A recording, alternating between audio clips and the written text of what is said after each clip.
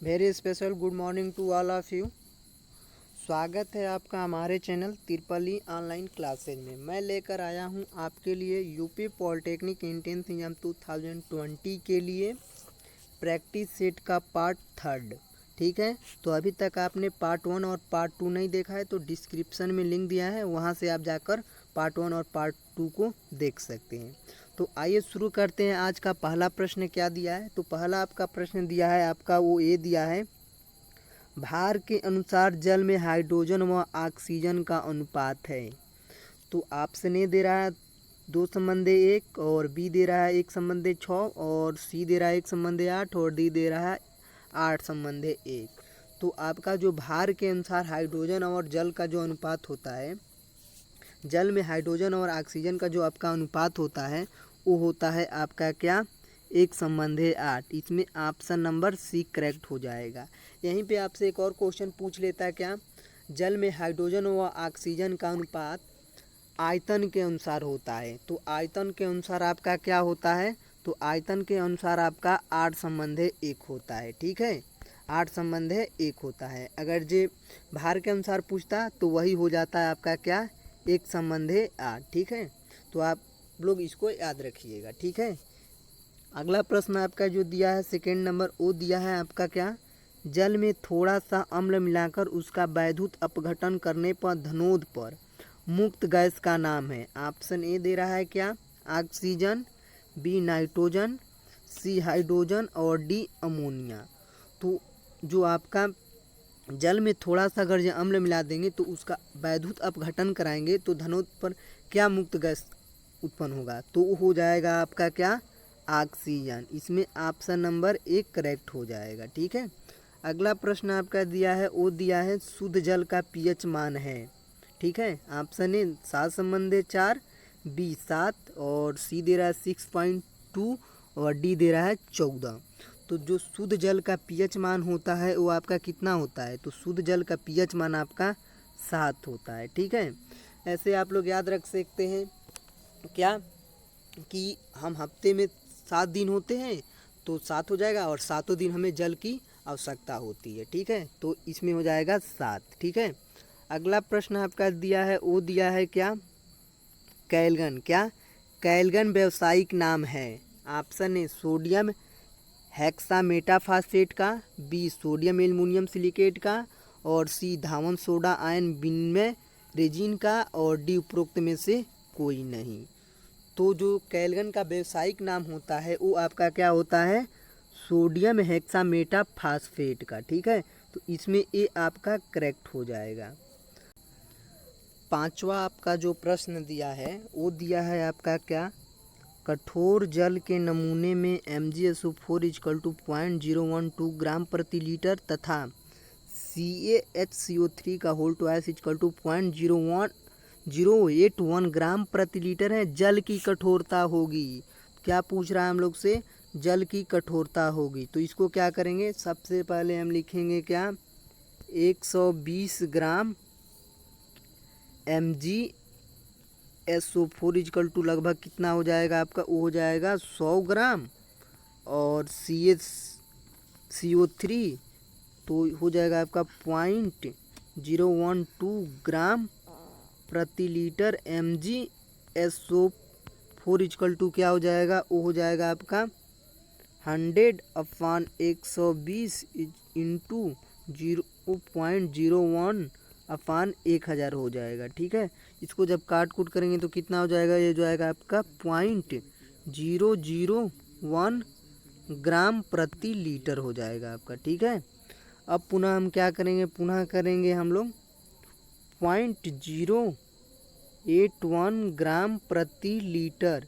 CaHCO3 का whole twice = हो जाएगा कितना, 100/162 इंटू 0.081। जब इसको हम लोग करेंगे तो क्या आएगा, ये आएगा आपका 0.05 ग्राम प्रति लीटर आएगा। ठीक है, तो अब क्या करेंगे, अब लिखेंगे हम लोग क्या,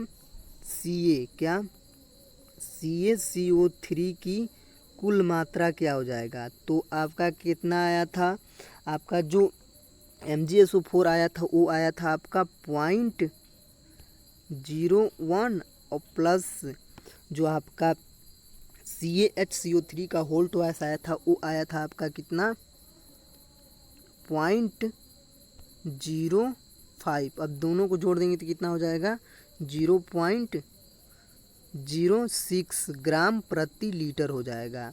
तो इसको अगर जी हम लोग ppm में बदलेंगे तो ये हो जाएगा आपका कितना 60 मिग्रा प्रति लीटर इजकल टू 60 ppm।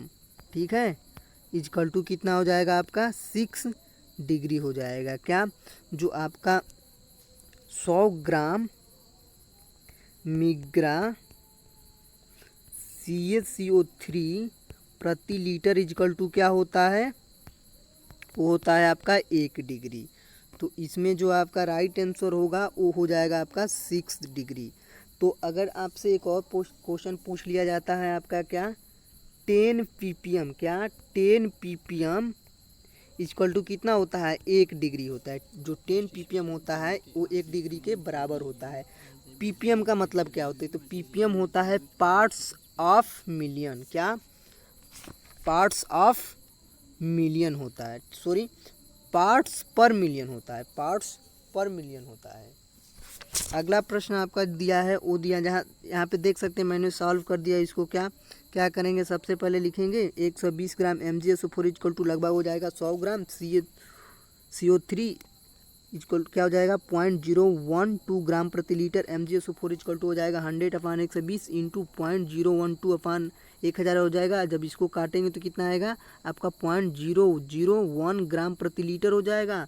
अगर जब हम पुनः इसको करेंगे 0.081 ग्राम प्रति लीटर को, तो CaHCO3 का होल ट्वाइस निकालेंगे तो 100/162 इंटू 0.081 इसको करेंगे तो 0.05 ग्राम प्रति लीटर हो जाएगा। अगर जे CaCO3 की कुल मात्रा निकालेंगे तो इन दोनों को जोड़ देंगे कितना 0.01 प्लस 0.05 जोड़ेंगे तो कितना होगा, तो ये आएगा आपका 0.06 ग्राम प्रति लीटर हो जाएगा। तो ये जो आपका होता है 60 मिग्रा प्रति लीटर, ये 60 ppm यानी कि 6 डिग्री के बराबर होता है। तो इसमें ऑप्शन नंबर क्या हो जाएगा, इसमें ऑप्शन नंबर सी करेक्ट हो जाएगा 6 डिग्री। अगला प्रश्न आपका जो दिया है वो क्या दिया है, वो दिया है कठोर जल का प्रयोग किया जाता है। क्या कठोर जल का प्रयोग किया जा सकता है। ऑप्शन ए दे रहा है कृषि में, बी स्नान करने में, सी कपड़े धोने में, डी बॉयलर में। जो कठोर जल होता है उसका प्रयोग हम लोग कहाँ पे करते हैं, तो कठोर जल का प्रयोग हम लोग स्नान करने में करते हैं। इसमें ऑप्शन नंबर बी करेक्ट हो जाएगा स्नान करने में। अगला प्रश्न आपका जो दिया है वो दिया है क्या कठोरता प्रकट की जा सकती है। कठोरता जो आपकी प्रकट की जाती है, ऑप्शन ए दे रहा है CaCO3 के समतुल्यांक के रूप में, बी दे रहा है Na2CO3 के समतुल्यांक के रूप में, और सी दे रहा है MgCO3 के समतुल्यांक के रूप में, और डी दे रहा है CuSO4 के समतुल्यांक के रूप में। तो कठोरता हम लोग कैसे प्रकट करते हैं, तो कठोरता को हम लोग CaCO3 के समतुल्यांक के रूप में प्रकट करते हैं। इसमें ऑप्शन नंबर ए करेक्ट हो जाएगा क्या CaCO3 के समतुल्यांक के रूप में। नेक्स्ट प्रश्न आपका दिया है वो दिया है भारी जल होता है। ऑप्शन ए समुद्री जल, बी खनिज झरनों का जल, और सी अस्थायी कठोर जल, और डी दे रहा है O2 और ड्यूटीरियम का यौगिक। तो आपका जो भारी जल होता है ऑप्शन के रिगार्डिंग O2 और ड्यूटीरियम का यौगिक होता है। तो इसमें ऑप्शन नंबर डी करेक्ट हो जाएगा। अगला प्रश्न आपका जो दिया है वो दिया है कठोर जल कपड़े धोने के लिए उपयुक्त नहीं होता क्योंकि। ऑप्शन ए यह क्षारकीय है, बी यह साबुन के साथ कैल्शियम और मैग्नीशियम स्टीरेट का अवक्षेप बनाता है, और सी इसमें अपद्रव्य घुले होते हैं, और डी इनमें NaCl व Na2SO4 का घुला होता है। तो जो आपका कठोर जल कपड़े धोने के लिए उपयोग नहीं होता है, तो क्यों नहीं होता है आपका, तो यह साबुन के साथ कैल्शियम व मैग्नीशियम स्टीरेट का अवक्षेप बनाता है। इसमें ऑप्शन नंबर बी करेक्ट हो जाएगा। अगला प्रश्न आपका जो दिया है वो दिया है क्या जल की स्थायी कठोरता का कारण है कैल्शियम तथा मैग्नीशियम के। Option A bicarbonate, B phosphate व सल्फेट, सी क्लोराइड व सल्फेट, और डी बाइकार्बोनेट व सल्फेट। तो जल की अस्थायी कठोरता का जो कैल्शियम और मैग्नीशियम का कारण है वो आपका क्लोराइड व सल्फेट है। तो इसमें ऑप्शन नंबर सी करेक्ट हो जाएगा, क्या? क्लोराइड व सल्फेट। अगला प्रश्न आपका क्या दे रहा है? अगला प्रश्न आपका दे रहा है, वो दे रहा है अस्थायी कठोरता दूर करने के लिए कौन सी विधि प्रयोग में नहीं ला जा सकती? अस्थायी कठोरता को दूर करने के लिए कौन सी विधि इन को प्रयोग नहीं करते हैं? ऑप्शन ए कैल्गन विधि, बी धावन सोडा डालकर, बी परम्यूटेट विधि, डी उबाल कर। तो ऑप्शन के रिगार्डिंग जो आपका अस्थायी कठोरता दूर करने के लिए हम लोग कौन सी विधि प्रयोग में नहीं करते हैं? तो उबाल कर हम लोग नहीं करते हैं, ठीक है। तो इसमें ऑप्शन नंबर डी हो जाएगा करेक्ट। अगला प्रश्न आपका जो दे रहा है वो दे रहा है क्या? वो दे रहा है कठोर जल साबुन के साथ झाग उत्पन्न नहीं करता क्योंकि ऑप्शन ए इस जल में सोडियम तथा मैग्नीशियम क्लोराइड घुले रहते हैं, बी कठोर जल में अम्लीय कैल्शियम तथा मैग्नीशियम के सल्फेट या क्लोराइड घुले हुए रहते हैं, और सी इस जल में अनेक अशुद्धियाँ रहती हैं, और डी इस जल का घनत्व अधिक होता है, ठीक है। तो कठोर जल साबुन के साथ झाग उत्पन्न नहीं करता, क्यों? क्योंकि आपका कठोर जल में अम्लीय कैल्शियम तथा मैग्नीशियम के सल्फेट या क्लोराइड घुले होते हैं। तो इसमें ऑप्शन नंबर बी करेक्ट हो जाएगा, क्या? कठोर जल में अम्लीय कैल्शियम तथा मैग्नीशियम के सल्फेट या क्लोराइड घुले होते हैं। अगला प्रश्न आपका जो दे रहा है वो दे रहा है क्या? जल की अस्थायी कठोरता का कारण होता है निम्नलिखित का विद्यमान होना। ऑप्शन ए कैल्शियम तथा मैग्नीशियम के घुले बाइकार्बोनेट, बी कैल्शियम तथा मैग्नीशियम के घुले क्लोराइड का सल्फेट, और सी सोडियम तथा पोटेशियम के क्लोराइड बाइकार्बोनेट सल्फेट, और डी उपरोक्त में से कोई नहीं। तो जल की अस्थायी कठोरता का जो कारण है वो आपका क्या है? वो आपका है कैल्शियम तथा मैग्नीशियम के घुले बाइकार्बोनेट। इसमें ऑप्शन नंबर ए करेक्ट हो जाएगा, क्या? कैल्शियम तथा मैग्नीशियम के घुले बाइकार्बोनेट, ठीक है। अगला प्रश्न आपका जो दे रहा है वो दे रहा है जल में कठोरता निम्न में से किन आयनों की उपस्थिति से होती है? ऑप्शन ए Na पॉजिटिव, के पॉजिटिव, बी दे रहा है Ca2 पॉजिटिव, Mg2 पॉजिटिव, और सी Al3 पॉजिटिव और के पॉजिटिव, और डी O2 निगेटिव और H2। तो इसमें जल में कठोरता निम्न आयनों की उपस्थिति से होती है। किस आयनों की उपस्थिति से होती है? Ca2 पॉजिटिव, Mg2 पॉजिटिव के उपस्थिति से होती है, ठीक है। तो इसमें ऑप्शन नंबर बी करेक्ट हो जाएगा। अगला प्रश्न आपका क्या दे रहा है? अगला प्रश्न आपका दे रहा है वो दे रहा है जल में अस्थायी कठोरता किस लवण के घुलने से होती है? ऑप्शन ए कैल्शियम तथा मैग्नीशियम के बाइकार्बोनेट, बी कैल्शियम तथा मैग्नीशियम के सल्फेट एवं क्लोराइड, और सी कैल्शियम तथा मैग्नीशियम के सिलिकेट, और डी कैल्शियम तथा मैग्नीशियम के नाइट्रेट तथा नाइट्राइड से। तो जल में अस्थायी कठोरता किस लवण के घुलने से होती है? तो वो होती है आपकी कैल्शियम तथा मैग्नीशियम के सल्फेट एवं क्लोराइड से, ठीक है। तो इसमें ऑप्शन नंबर बी करेक्ट हो जाएगा, क्या? कैल्शियम तथा मैग्नीशियम के सल्फेट एवं क्लोराइड से, ठीक है।